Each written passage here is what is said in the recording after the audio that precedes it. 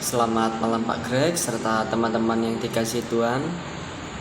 Baik, bertemu lagi dengan saya Yosef Reza Haji Saputra dengan NIM 21712. Pada pertemuan hari ini di sini dalam matkul Pancasila yang di sini saya akan membahas tentang memahami manusia dan juga sukacita akibat Pancasila. Sebelum memulainya, marilah kita berdoa terlebih dahulu. Dalam nama Bapa, Putra, dan Roh Kudus. Amin. Selamat malam ya Bapa, kami mengucap syukur padamu karena pada malam hari ini Engkau masih memberi kami rahmat kesehatan dan juga serta umur panjang. Tuhan, kami mohon berkat-Mu dalam kelancaran pembahasan ini agar apa yang kami dapat, apa yang kami pelajari dapat mencapai cita-cita kami dan juga masa depan kami. Nama-Mu kami puji kini dan sepanjang masa. Amin. Dalam nama Bapa, Putra, dan Roh Kudus. Amin. Oke, langsung saja kita ke pembahasannya. Yang pertama di sini ada yang dipertanyakan, siapakah sebenarnya manusia itu? Nah, di sini sebelum memupukkan diri dalam menghayati ideologi Pancasila, manusia perlu merenung sebentar dan juga mempertanyakan jati dirinya. Siapakah manusia itu sebenarnya? Apakah yang membuat manusia itu berbeda dengan hewan dan juga tumbuhan? Nah, di sini ada indikator utama yang membedakan manusia dan juga makhluk lain, seperti adanya akal budi dan juga kehendak bebas dalam merdeka.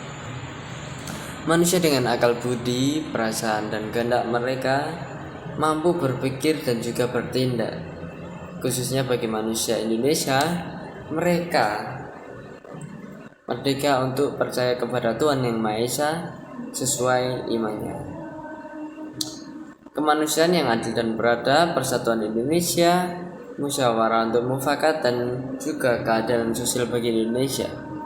Sedangkan hewan adalah tumbuhan dan juga makhluk lain yang bersel, satu tidak mampu merdeka untuk berpikir, dari berkendak di luar insting sama sekali. Prinsip ideologi Pancasila sangat jelas membedakan manusia yang menjadi solusi dan juga manusia-manusia yang sejati, yang akan memperhatikan dengan sungguh moralitas, yang menjadi perusak dengan memegang teguh ide kolonialisme, kapitalisme, egoisme, keserakahan, amarah, dan juga kebencian adalah sumber perusakan ciptaan manusia yang lain. Pada intinya, moral adalah ajaran tentang baik buruk yang diterima untuk mengenai perbuatan, sikap, juga kewajiban dan lain sebagainya, akhlak, budi pekerti, dan juga sosial. Indonesia telah menentukan satu sistem hukum yang sangat jelas sebagai hukum paling utama dan terutama.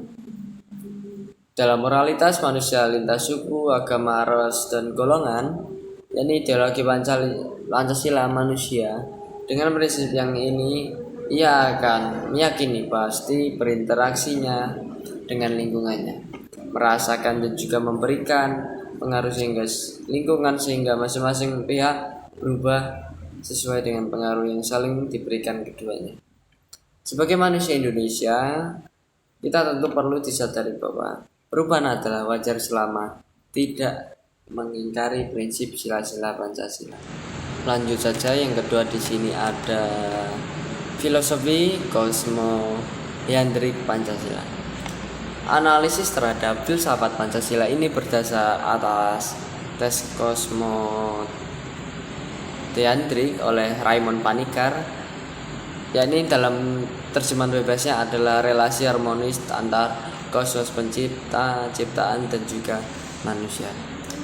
Yang menarik dalam konsep filosofi ini adalah adanya pernyataan bahwa sukacita yang dirasakan manusia seorang diri adalah sukacita semu dan bukan sejati. Sukacita sejati terjadi apabila terjadi harmonis antara tiga unsur, yakni ada manusia, lingkungan, semesta, dan juga energi ilahi. Sukacita semu adalah sukacita yang seolah-olah nyata dialami, tetapi bisa jadi menjebak manusia dalam penderitaan lebih dalam. Jadi ciri utama dalam sukacita semu adalah sukacita yang dapat dirasakan seorang diri saja tanpa melibatkan unsur semesta dan juga energi ilahi. Yang ketiga itu ada konsekuensi dari sukacita Pancasila. Pertama yang menjadi konsekuensi cara atau sukacita Pancasila yang bersifat kosmodeantrik adalah kata agape. Oleh karena itu sukacita karena agape tidak didapatkan karena kepuasan individu atau kemenangan atas suatu kompetisi atau pengakuan orang lain atas kehebatan pribadi, melainkan sukacita yang lebih menggambarkan kasih tentang energi ilahi yang tanpa pamrih kepada dunia ini, kepada rakyat Indonesia tentunya secara adil. Selanjutnya, damai sejahtera ini adalah keadaan istirahat yang tenang yang dapat dihasilkan dari mencari energi ilahi dalam sesama dan juga semesta, dan berlawanan juga dengan keadaan. Dan yang terakhir di sini ada sukacita Pancasila dalam konteks ontologis. Nah, di sini terdapat dua bagian, yakni ada pemahaman budaya dalam pemikiran dan juga mengkaji bagaimana budaya sukacita Pancasila hidup dan berkembang. Isi dalam pemahaman budaya dalam pemikiran ini bisa disimpulkan apabila sukacita Pancasila tidak dimasukkan ke dalam ketiga level budaya ini, yakni ada perbuatan, karya, strategi hidup, dan juga keyakinan, maka sukacita Pancasila gagal diaplikasikan dalam kehidupan manusia.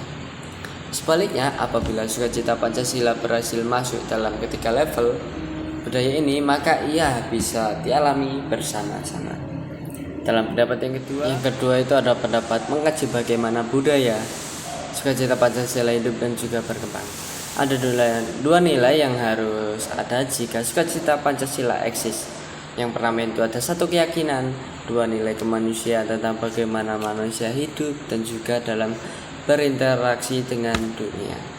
Cara orang berbudaya, berpikir, berbicara, bersikap, berkomunikasi, bekerja, berencana, bernegosiasi adalah solusi bagi komunitas atau solusi bagi masyarakat. Mungkin itu saja Pak Greg yang bisa saya sampaikan dalam pembahasan bab 5 mengenai memahami manusia dan juga sukacita. Baik, sebelum menutupnya marilah kita berdoa penutup terlebih dahulu. Dalam nama Bapa, Putra, dan Roh Kudus. Amin. Terima kasih Tuhan, kembali kami mengucap syukur kepadamu karena Engkau masih selalu menemani kami, mendampingi kami hingga akhir pembahasan ini dapat berjalan dengan lancar.